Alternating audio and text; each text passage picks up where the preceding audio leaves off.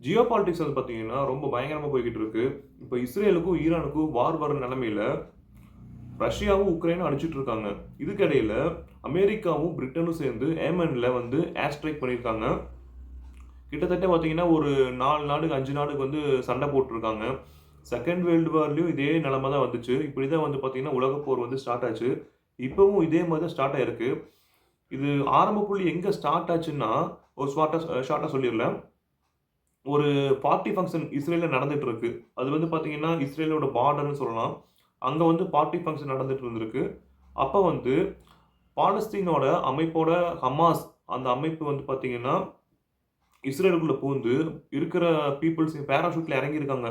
பேராசூட்ல வந்து கன்னோட இறங்கி, இருக்கிற ஜனங்கள எல்லாம் ஷூட் பண்ணி கொன்றுருக்காங்க. நெறைய பேத்த வந்து பார்த்தீங்கன்னா, ஹாஸ்டேஜா புடிச்சுட்டு போயிட்டாங்க. இதுக்கிடையில இஸ்ரேல் வந்து ரொம்ப கடுப்பாயி, பாலஸ்தீனுக்குள்ள பூந்து எல்லாத்தையும் ஹமாஸ நாங்க ஒழிக்காம விடமாட்டோம் அப்படின்னு சொல்லி, எல்லாத்தையும் இப்ப கிட்டத்தட்ட ஒரு 40,000 பேர்த்த வந்து இதுவரைக்கும் கொன்றுருக்காங்க.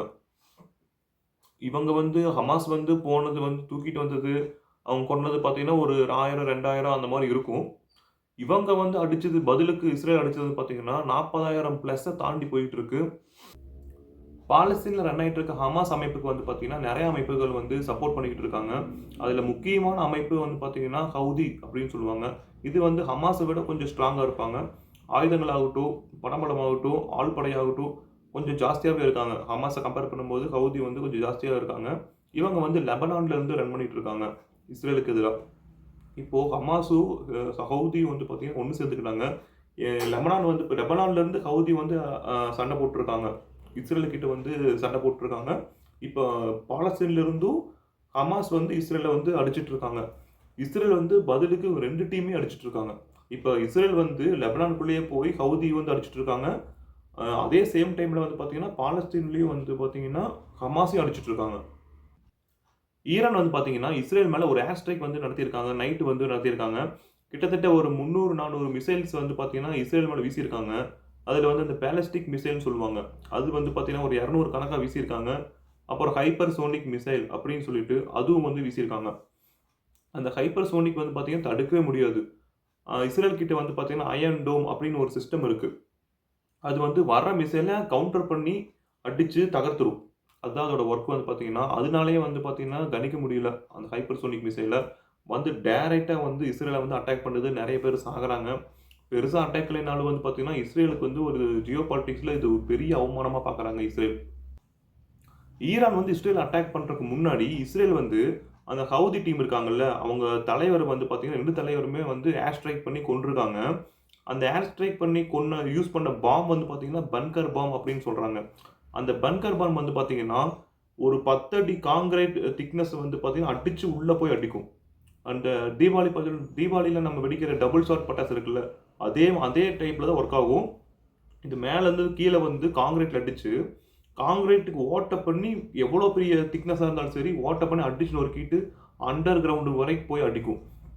கீழ இருக்கிற யார் இருந்தாலும் செத்துருவாங்க. அதுதான் பங்கர் பாம் ஒர்க் வந்து பார்த்தீங்கன்னா, இது வந்து வேர்ல்டு வைட்ல வந்து போர்ல வந்து யூஸ் பண்ணக்கூடாது அப்படின்னு சொல்லி தடை செஞ்ச ஒரு ஆயுதம் இது. இது வந்து இஸ்ரேல் வந்து தடையை மீறி வந்து யூஸ் பண்ணியிருக்காங்க. இதனால தான் வந்து பார்த்தீங்கன்னா, ஈரான் வந்து கடுப்பாயி நாங்க இஸ்ரேல் அட்டாக் பண்ணோம். திருப்பி இஸ்ரேல் வந்து எங்களுக்கு பதிலடி குடுத்தா, நாங்க மறுபடியும் பயங்கரமா தாக்குவோம் அப்படின்னு வந்து ஈரான் வந்து சொல்லியிருக்காங்க. ஆனா, இப்ப வரைக்குமே பார்த்தீங்கன்னா, இஸ்ரேல் தான் வந்து டாமினேட் பண்ணிட்டு இருக்காங்க. ஆனா, இப்ப இஸ்ரேலுக்குள்ள வந்து யாரும் பூந்து அடிக்கல. இஸ்ரேல் தான் வந்து பார்த்தீங்கன்னா, ஹமாஸ்குள்ளேயும் பூந்து அடிச்சிருக்காங்க. சாரி இந்த பாலஸ்தீன்குள்ளேயும் வந்து பூந்து அடிச்சிட்டு இருக்காங்க. ஹவுதிய வந்து அடிச்சிட்டு இருக்காங்க. லெபனானுக்குள்ள வந்து பார்த்தீங்கன்னா, ஹவுதியும் பூந்து அடிச்சிட்டு இருக்காங்க. கிரவுண்ட் அட்டாக் இப்ப வந்து ஏர் ஸ்ட்ரைக் தான் பண்ணிட்டு இருந்தாங்க இஸ்ரேல். இப்ப வந்து கிரவுண்ட் லெவல்லயும் வந்து பார்த்தீங்கன்னா, வந்து பூந்து அட்டாக் பண்ணிட்டு இருக்காங்க. ஏன்னா, அந்த ஹமாஸ், ஹிஸ்புல்லா வந்து பார்த்தீங்கன்னா, ஏவுகணைகள வந்து பார்த்தீங்கன்னா, அந்த மலை கிடங்கு அப்படின்னு சொல்லுவாங்க. அந்த மலை குகையில வந்து பதுக்கி வச்சிருக்காங்க. அது பங்கர் பாம் போட்டாலுமே வந்து பார்த்தீங்கன்னா, மலைய ஒண்ணும் பண்ண முடியாது. மலை வந்து ரொம்ப பெருசா இருக்கும்.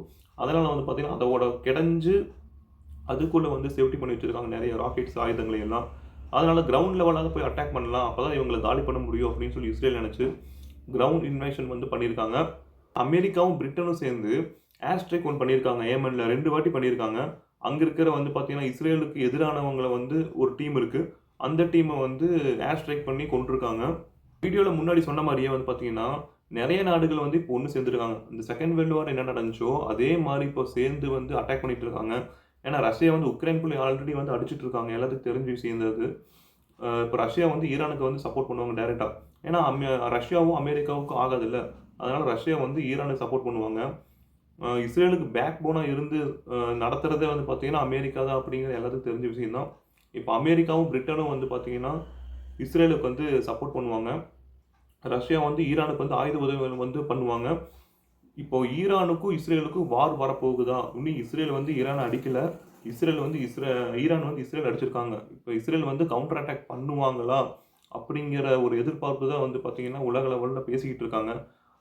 சப்போஸ் வந்து இஸ்ரேல் வந்து ஈரான அடிச்சா, வேர்ல்டு வே 3 வேர்ல்டு வார் ஸ்டார்ட் ஆயிரும் அப்படிங்கிறது வந்து பார்த்தீங்கன்னா, சந்தேகமே இல்ல. ஏன்னா ஈரானும் வந்து பதிலுக்கு அடிப்பாங்க. இதில கவனிக்கப்பட விஷயம் என்னன்னா, இஸ்ரேல் கிட்ட நியூக்ளியர் பவர் வெப்பன்ஸ் வந்து பார்த்தீங்கன்னா, ஒரு 30 கணக்கா வச்சிருக்காங்க. இது அமெரிக்காவுக்கும் தெரியும், பிரிட்டனுக்கும் தெரியும். அவங்க தான் வந்து சப்போர்ட் பண்ணி இஸ்ரேலுக்கு குடுத்தது. ஆனா, இஸ்ரேல் வந்து இத வந்து ஒத்துக்க மாட்டாங்க. இஸ்ரேல் கிட்ட எங்ககிட்ட இல்ல அப்படின்னு இதுவரைக்கும் சொல்லிட்டு இருக்காங்க. எங்ககிட்ட நியூக்ளியர் பவர் வந்து இல்லன்னு தான் சொல்லிட்டு இருக்காங்க. ஆனா இருக்கு. அது எல்லா நாடுகளுக்கும் தெரிஞ்ச விஷயம் தான். ஈரானுக்கும் தெரியும். ஈரான் தெரிஞ்சும் வந்து பார்த்தீங்கன்னா, வேற வழி இல்ல ஈரானுக்கு. அடிச்சு தான் ஆகணும். கவுண்டர் அட்டாக் பண்ணி தான் ஆகணும். ஏன்னா, ஈரான நம்பி தான் இந்த 2 அமைப்புகளும் இருக்கு. அந்த அமைப்புகள் சப்போர்ட்டா வந்து ஈரான் வந்து பதிலுக்கு அடிச்சுட்டாங்க. இப்ப இஸ்ரேலுக்கு வந்து என்ன பண்ண போறாங்கன்னு வந்து காத்திருக்காங்க. உலகமே காத்திருக்காங்க. இத பத்தி தான் வந்து பார்த்தீங்கன்னா, வேர்ல்டு நியூஸே வந்து பயங்கரமா பேசிக்கிட்டு இருக்காங்க.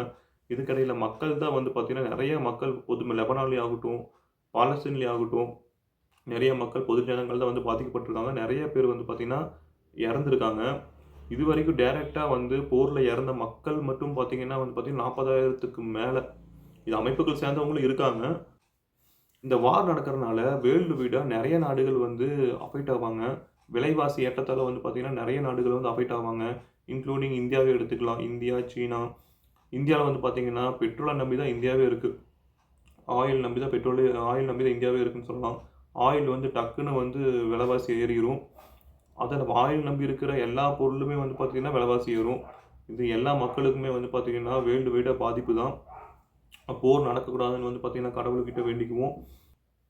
ஜியோ பாலிட்டிக்ஸ் நடக்கிற விஷயங்கள பார்த்தீங்கன்னா, வார் அப்டேட்ஸ அடுத்தடுத்த வீடியோல மேக் பண்றேன். அ சின்னதா பார்க்குற மாரி ஒரு 5 நிமிஷம், 6 நிமிஷம் வீடியோவ மேக் பண்ண போறேன். சப்ஸ்கிரைப் பண்ணாதவங்க சப்ஸ்கிரைப் பண்ணிக்கோங்க. நம்ம அடுத்தடுத்த வீடியோல பார்க்கலாம்.